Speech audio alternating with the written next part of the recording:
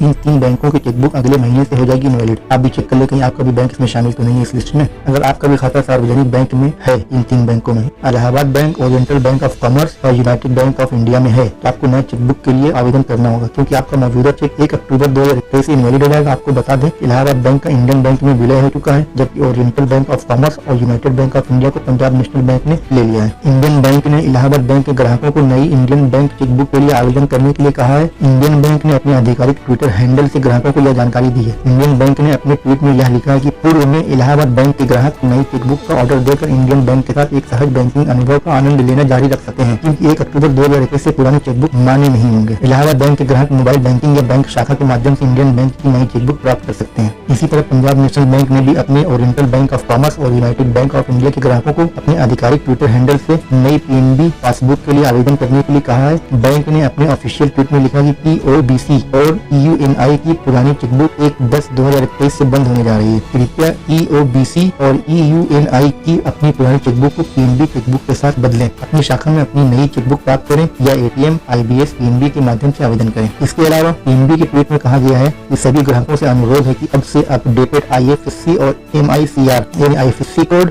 और माइकर कोड के साथ नई पीएनबी चेकबुक का उपयोग करें, इस्तेमाल करें, ताकि किसी भी लेन देन संबंधी असुविधा से बचा जा सके। इसके अलावा भारत सरकार की बैंक विलय योजना के कारण सिंडिकेट बैंक का केनरा बैंक में विलय कर लिया गया है, जबकि कॉर्पोरेशन बैंक और आंध्रा बैंक को यूनियन बैंक ऑफ इंडिया में मिला लिया गया है। दोस्तों, आप सभी अपना चेक कर लें और ऐसी नॉलेज वीडियो देखने के लिए चैनल को सब्सक्राइब करें।